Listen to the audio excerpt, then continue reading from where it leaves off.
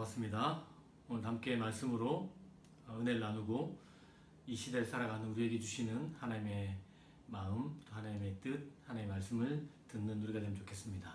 참 어려운 시대이고 어려운 시간입니다. 예수께서 교회를 세상의 소금으로 또 세상의 빛으로 부르시고 또 세상의 소금이요 세상의 빛이라 말씀하셨는데, 오늘날의 대한민국의 현실을 보면 참 그 말씀에 어울리게 살아가지 못하는 것 같아서 마음이 무겁고 죄송한 마음이 있습니다. 자신을 녹여서 짠맛을 내고 부패를 막고 살맛 나는 세상을 만들어야 되는 것이 교회죠. 뿐만 아니라 자신을 태워서 어두운 세상을 밝히고 차갑고 냉랭한 세상을 따뜻하게 만들어야 하는 것이 세상의 빛으로 부름받은 교회입니다. 그런데 그 반대로 가고 있는 것 같아서 참 마음이 아픕니다. 불행 중 다행이라고 할까?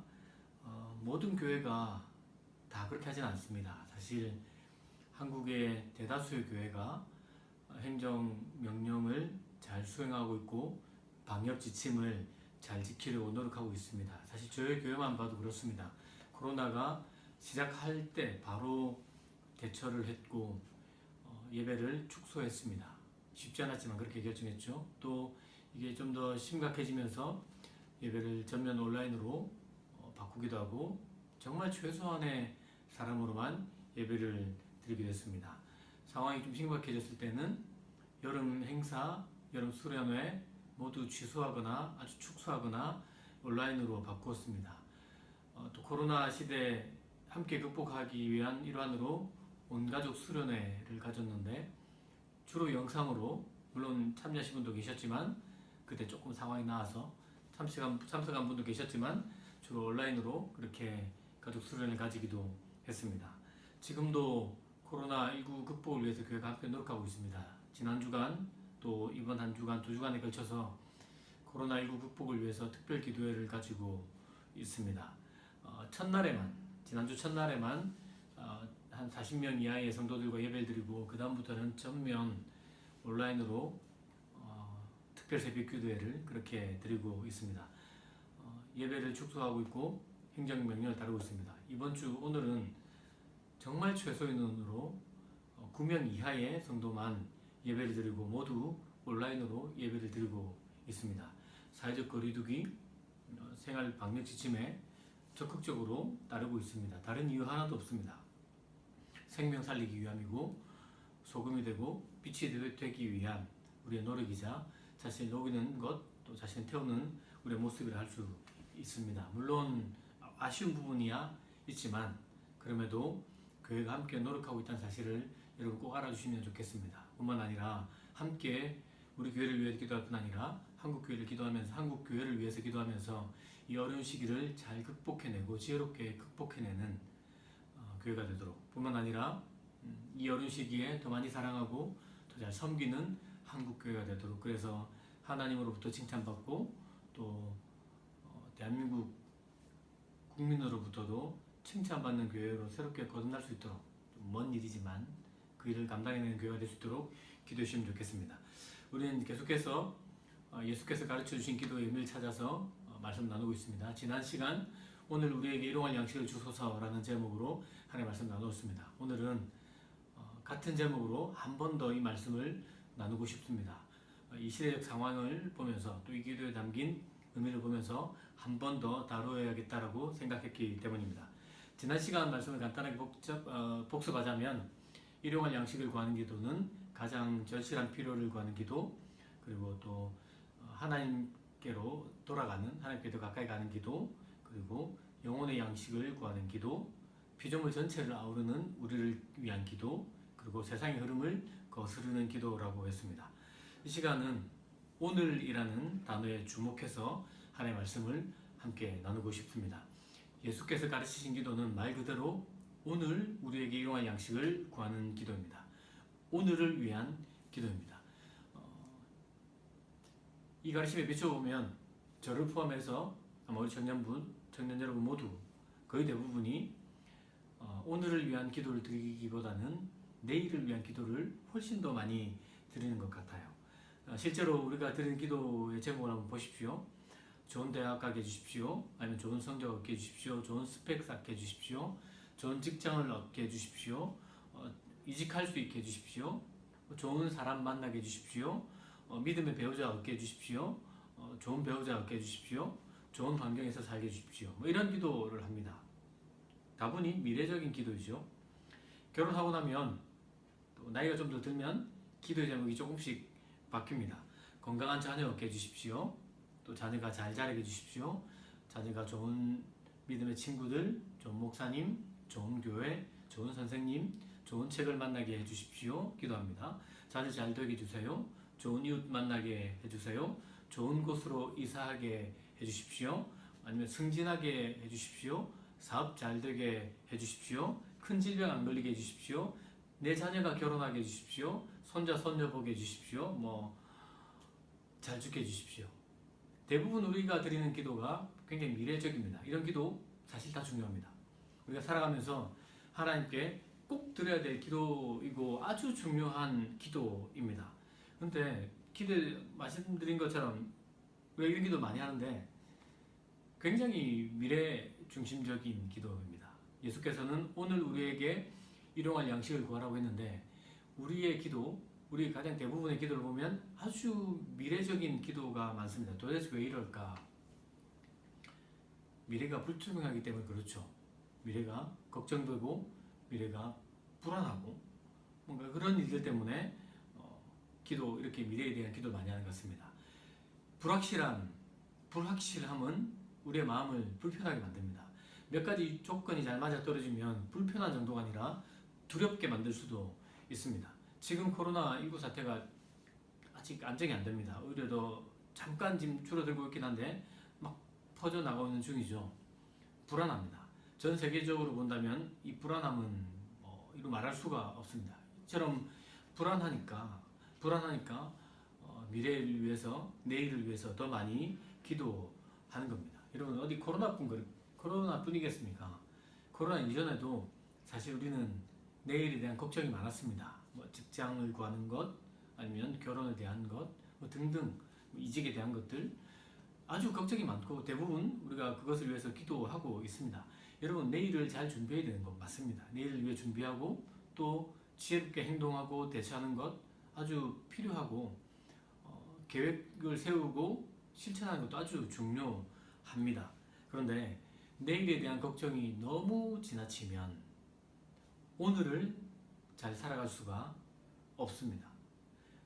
우리의 마음과 에너지를 내일에 너무 쏟아놓고 있으면 오늘 여기에 쏟아야 할 힘과 에너지가 줄어들 수밖에 없는 겁니다. 예수님께서는 오늘 우리에게 일용할 양식을 구하라 라고 그렇게 말씀하셨습니다. 한번 생각해 봤는데 예수님께서 오늘 일용할 양식도 구하고 내일 필요한 양식도 같이 기도해라 이렇게 말했다면 얼마나 속이 편하고 좋겠습니까? 그냥 이것저것 다 기도할 수 있으니까 좋을 것 같은데 특별히 주기도문에서는 오늘 문제를 가지고 오늘 양식을 위해 기도하라 라고 그렇게 말씀하고 있습니다. 마태복음 6장 가운데 주기도문이 들어가 있습니다. 마태복음 6장 후반부에 보면 예수님의 아주 유명한 말씀, 유명한 가르침이 있습니다.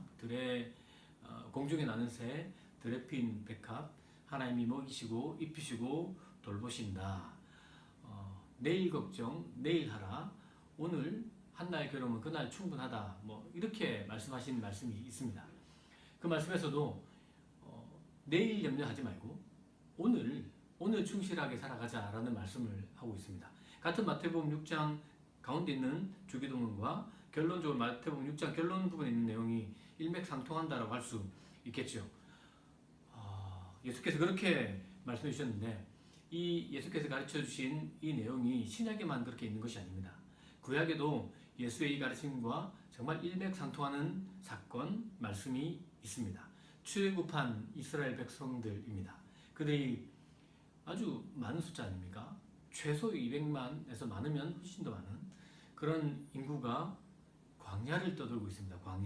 광야는 먹고 마실 것이 턱없이 부족한 곳이죠. 이스라엘 백성들이 그런 곳을 돌아다니게 되었습니다. 불안했습니다. 왜냐하면 먹을 게 없으니까요. 그렇지 않습니까?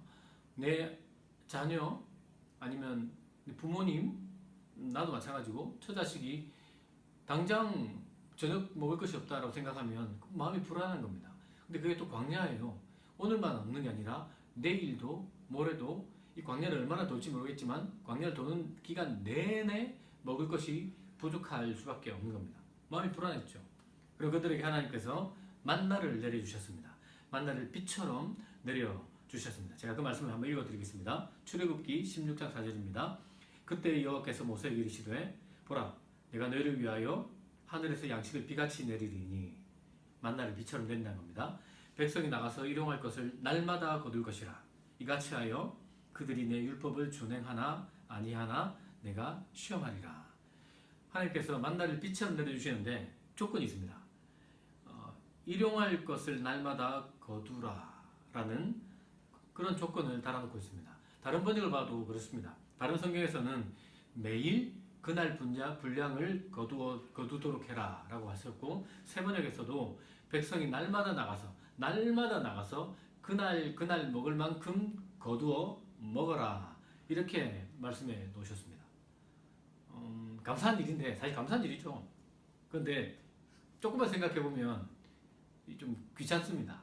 매일 아침 일찍 나가서 만나를 거두어야 합니다. 만나가 사실 태양이 뜨면, 해가 솟으면 녹아서 없어져 버렸습니다. 성경 교육에 따르면. 그렇기 때문에 이른 아침에 나가서 만나를 매일 이른 아침에 거두어야 했습니다. 번거롭죠. 귀찮은 겁니다. 보관을 할 수 있다면 얼마나 좋을까? 그죠? 좀 더 많이 거두어와서 집에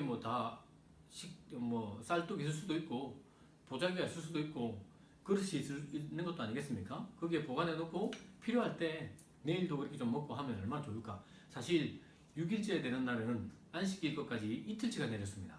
이 말은 하나님이 마음만 먹으시면 많이 내려줄 수 있다 이 말이에요. 그 공간에 그 자리에 얼마나 오래 머무를지 모르지만 머무르는 동안 먹을 수 있을 충분한 양식을 내려주실 수 있고, 그러면 한번 가족이 나와서 싹 걷어들이고 그냥 매일 필요할 때마다 쌀떡에서 퍼먹으면 편한 겁니다. 편한데 하나님이 그렇게 하시지 않으셨어요. 매일 아침에 나가서 양식을 거두어서 먹게 하셨습니다. 사람들 중에는 꼭 말을 안 듣는 사람이 있습니다. 뭐 저처럼 아니면 여러분 누구중가의 한 명처럼 말을 잘 안 듣는 사람이 있죠. 어떤 사람은 좀 많이 거두었습니다. 그리고 그날 먹고 이거는 내일 먹어야겠다라고 생각하고 아껴둔 사람이 있었습니다. 또 어떤 사람은 이른 아침에 나가서 아니죠. 어떤 사람도 가가지고 많이 가져와가지고 쟁여놓고 내일은 짜야지 생각했던 사람이 있고, 또 기록에 따르면 7일째 되는 날 안식일 날에도 구하러 나간 사람이 있었다라고 성경 기록해 놓고 있습니다. 참 말은 안 들어요. 근데 어떻게 됐느냐? 일단 만나는 해가 뜨면 사라져 버렸습니다. 그리고 다음날 먹으려고 보관해 놓은 그릇 뚜껑을 열어보니 썩었어요. 그리고 벌써 벌레가 생겼다라고 그렇게 기록해 놓았습니다. 그러니까 진짜 먹으려면 매일 이른 아침에 나가서 거둬들여야만 먹을 수 있는 겁니다. 이거 귀찮습니다, 여러분. 하루 이틀도 아니고 40년간 거의 40년간 그렇게 했거든요. 아주 귀찮은 일을 매일매일 했었어야 되는데 왜 이렇게 하셨을까라는 질문입니다. 하나님이 한꺼번에 주실 수 있지 않습니까? 근데 그렇게 안 하셨어요. 정말 매일 아침 나가서 먹게 하시고 또 보관도 안 돼요. 이게 정말 번거롭고 귀찮은 겁니다. 도대체 왜 그렇게 하셨을까? 뭐 생색내기 아니라면 하나님의 의도, 하나님의 어떤 마음이 있다라는 거죠. 그렇게 하신 데는 이유가 있다는 겁니다. 그 이유가 뭐냐? 정말 매일 아침 양식을 구하는 겁니다. 누구에게서부터? 하나님으로부터. 매일매일 하나님과 관계를 맺게 하는 겁니다. 매일매일 하나님을 의지하게 하는 겁니다. 오늘 먹고 내일 하나님 안 주면 내일 굶어야 됩니다. 이 말은 매일매일 하나님을 신뢰하겠다는 겁니다. 매일매일 공급해 주실 그 하나님을 신뢰하면서 오늘 하루하루를 하나님 신뢰하면서 하나님과 관계 맺으면서 하나님을 사귀면서 살아가야 한다는 가르침입니다. 이것이 만나를 매일 아침 주신 이유고 매일 아침 거두라고 하신 이유입니다. 이 내용을 오늘 본문과 우리가 연결시켜 보아야 합니다. 예수님께서 일용할 양식, 그것을 매일매일 그렇게 기도하라라고 하셨습니다. 매일 필요한 것을 기도하라라고 말씀하셨습니다. 매일 하나님께로 돌아가라. 매일 영혼의 양식을 구하라. 매일 이 피조 세계를 위해서, 인류를 위해서 기도하라. 매일 세상을 거스르며 살아가라 라는 기도, 이런 기도를 하나님께 드리라는 의미입니다. 여러분 생각해 보십시오. 어제 우리에게 속한 날입니까? 아니죠. 여러분, 우리 중에 후회 없는 사람이 어디 있습니까? 우리 중에 잘못 내지는 실수와 실패를 저질러 보지 않는 사람이 어디에 있습니까? 우리는 다 있습니다. 그러나 그것을 우리가 조정할 수 있나요? 없습니다. 내일은 어떻습니까? 걱정 많이 하면 내일 일을 바꿀 수 있나요? 생각 많이 하면 내일 일을 변화시킬 수 있나요? 고민을 많이 하고 계획을 많이 세우면 그것이 모두 내 계획대로 되나요? 전혀 그렇지 않습니다. 코로나19만 생각해 보십시오. 과거 우리 얼마 전에 일어났던 일 돌이킬 수가 없습니다. 내일 무슨 일이 일어날지 예측할 수도 없습니다. 이것이 우리의 현실입니다. 현재입니다. 어제나 내일은 우리에게 속한 것이 아닙니다.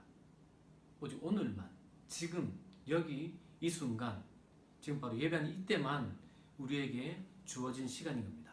어제나 내일은 우리가 아니라 하나님께 속한 것입니다. 하나님은 우리에게 오늘을 주셨습니다. 오늘을 주셨습니다. 오늘 하나님을 의지하고, 오늘 하나님을 찾고, 오늘 하나님을 신뢰하고, 오늘 하나님을 가까이 하고, 오늘 하나님의 말씀을 따라 살아가라 라는 의미입니다. 그렇게 우리가 오늘을 충실하게 살아가면 그것이 우리의 어제가 되고 그것이 우리의 내일이 됩니다.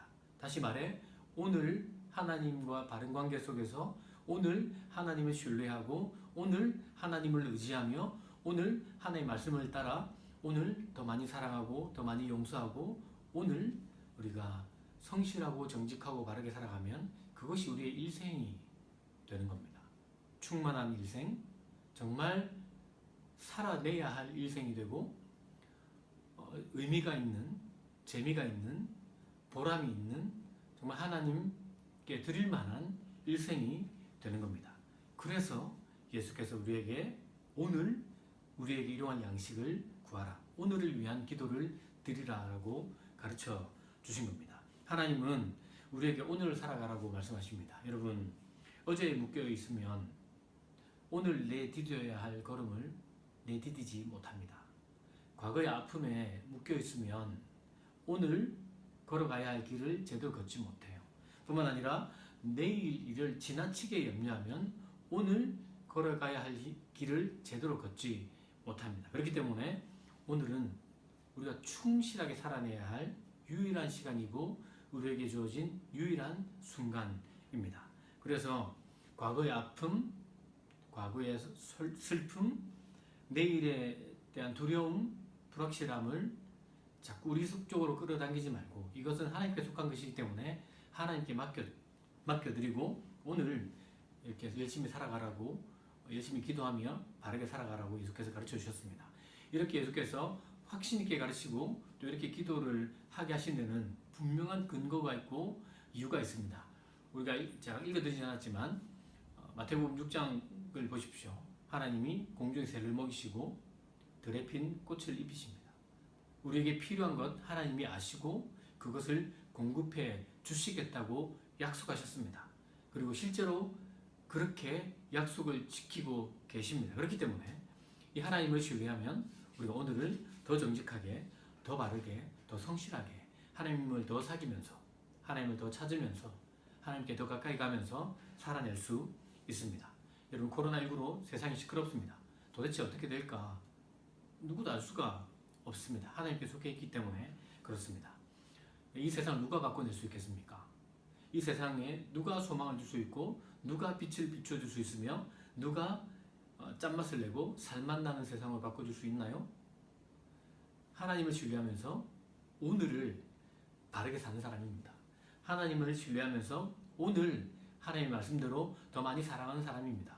하나님을 의지하면서 오늘 더 많이 나누고 베풀고 섬기는 사람, 그 사람이 이 세상을 바꿔낼 수 있습니다. 마틴 루터가 말했던 것처럼 매일매일 하나님을 신뢰하고 오늘 필요한 은혜를 구하면서 살아간 사람이 내일 지구의 종말이 와도 한 그루의 사과나무를 심는 겁니다. 살아가는 세상을 더 아름답게 만들 수 있다라고 가르쳐주고 있습니다. 그렇기 때문에 오늘 일용할 양식을 구할 때에 코로나19로 사태가 심각하고 그 외에도 여러 가지로 개인적으로 어려움이 있는 삶이지만 우리는 잘 살아낼 수 있습니다. 오늘 하나님께 기도하는 사람, 오늘의 은혜를 구하는 사람이 이런 복잡하고 어려운 세상도 정말 멋지고 훌륭하게 살아갈 수 있는 겁니다. 지난 시간과 다시 한번 연결시키겠습니다. 오늘 우리는 일용할 양식을 구해야 됩니다. 오늘 지금 여기 우리에게 주어진 순간 우리의 가장 절실한 기도를 하나님께 드린 겁니다. 오늘 하나님께로 더 가까이 되도록 하는 겁니다. 오늘 피조 세계와 온 인류를 위해서 기도하는 겁니다. 오늘 우리가 이 영혼의 양식을 우리가 살아갈 영혼의 양식을 구하는 겁니다. 뿐만 아니라 오늘 이 세상을 거스르면서 세상과 다르게 살아가는 겁니다. 이것이 이 기도에 담긴 정신이고 이렇게 기도하며 살아갈 때에 정말 멋진 삶을 살아가게 될 것입니다. 뿐만 아니라 이렇게 살아갈 때에 세상에 소망을 주게 될 것입니다. 길을 찾지 못하는 자들에게 길을 보여주게 될 것입니다. 생명을 잃은 자들에게 생명이신 예수를 보여주게 될 것입니다. 예수를 닮아가는 사람이 될 것입니다. 오늘 우리에게 이러한 양식을 구하며 살아가는 오늘 하나님께 소망을 두고 우리에게 주어진 시간 최선을 다해서 잘 살아내는 저와 여러분 되기를 하나님의 이름, 예수님의 이름으로 축복합니다.